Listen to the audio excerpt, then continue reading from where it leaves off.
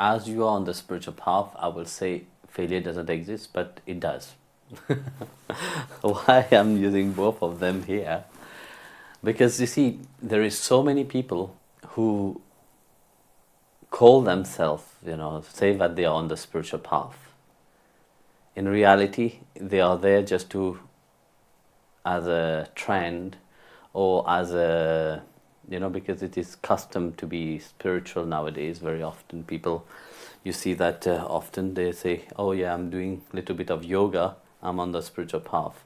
I would say this is completely total failure in life, because that deepness of spirituality itself is not by turning your feet upon your head that will bring realization to you. So that is not spirituality. When we are talking about spirituality, we are talking about something which is completely deep in itself, which is rooted deeply. And how many people really want to hear about such spirituality? The world is not ready for that. They're scared about that.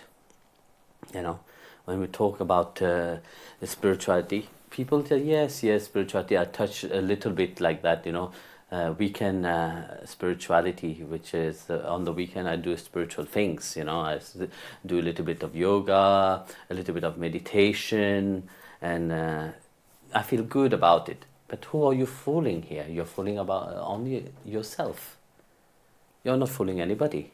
And that is not spirituality. That is things that make you feel good about it, and which is okay. It's not bad to feel good, because especially in this time right now, it's always good to do some things. But when we talk about spirituality, when you're saying in your question about failure in spirituality there is no failure. Because spirituality gives you an understanding that everything, every step of your life is important. It is a development to get to know truly, firstly, who you are and where are you leading. What is the aim of your life itself? Spirituality is about that. So when you go into that deepness of spirituality, then you can say, yes, there is no failure. But as long as you just touch and go, of course you will fail many times. But if you are fully rooted upon your spiritual journey, upon your spiritual path itself, there is no failure.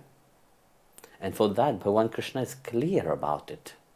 In chapter 6, verse 24 and 25, he said clearly, what is that, what we need, He said, abandoning all desire which is born out of sankalpa, restraining the senses, by the mind, and let not all which is flowing around disturb.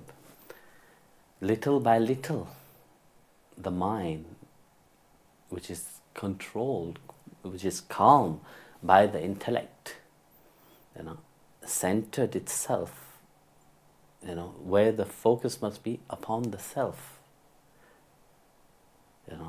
and think of nothing. So when we analyze this, Bhagavan said clearly what is the spiritual life itself. First on that verse he said, abandoning all desire which is born out of sankalpa. So here,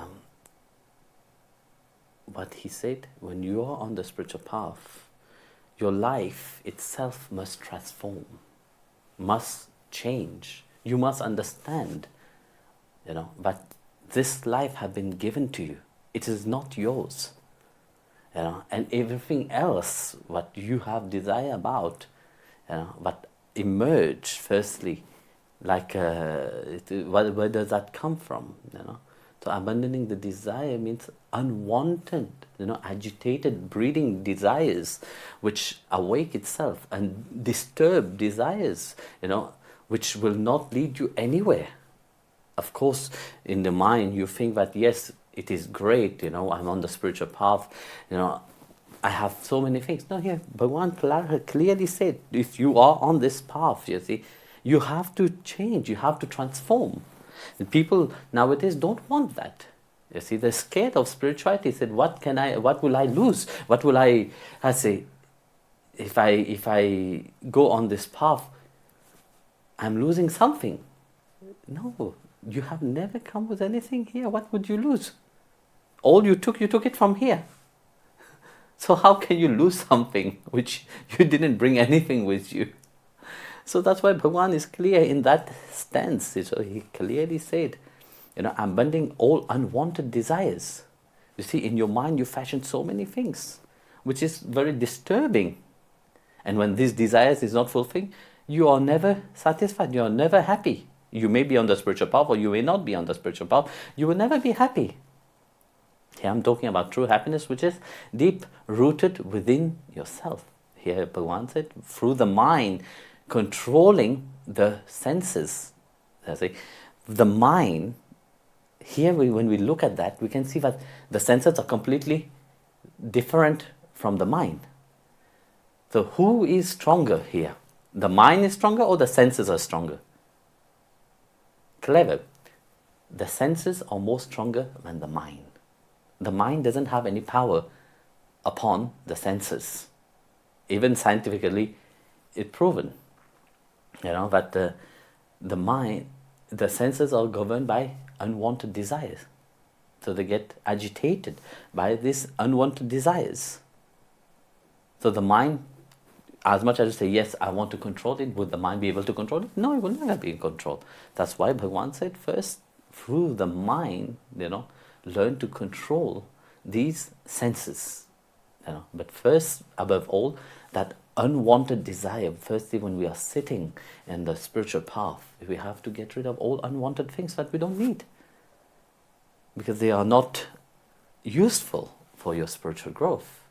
And don't be shy, don't be scared or anything, because he will fill you with more things that you are not even aware of.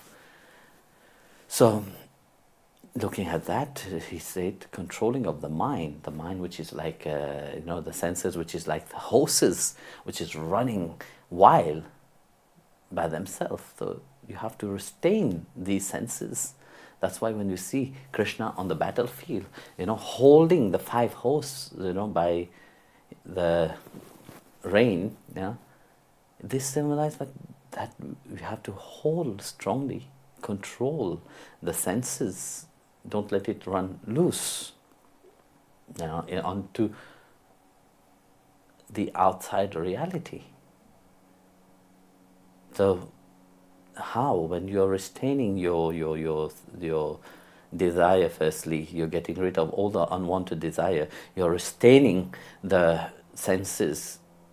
The next verse that he said, little by little, the mind will weaken itself. So when the mind weakens itself, so you're not letting the mind, the senses, the mind dance with the tune of the senses, you are restraining it. Little by little, it starts to weaken itself. When the mind weakens itself, what takes over is the intellect. So the discriminative intelligence which is inside of you start to take control, which means the mind shifts itself from being loose running into the world, it becomes positivity running inwardly.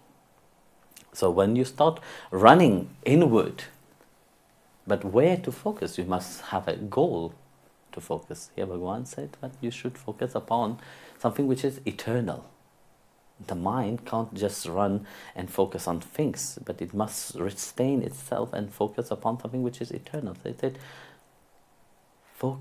restrain the mind, and by focusing it upon the self. Meditate upon that eternal self, that part of divinity which is inside of you. See Srimad Narayana inside of your self.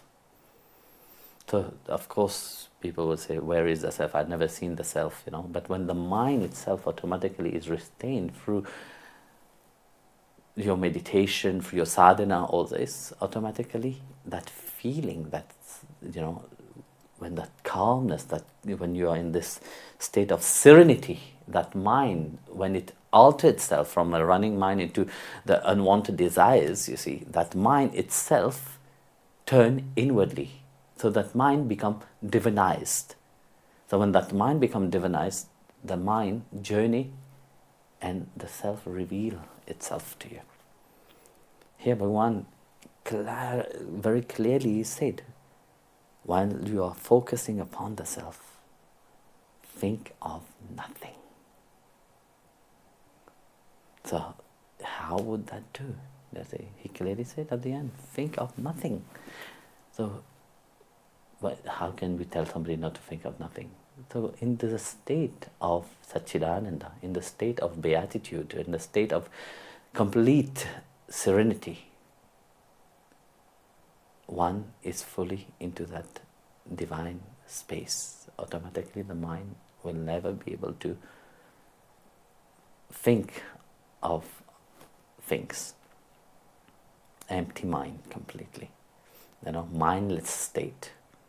Now everybody wants to become breathless state, No, first become mindless state. Once you become mindless state, you can become breathless state afterwards. This is the next step.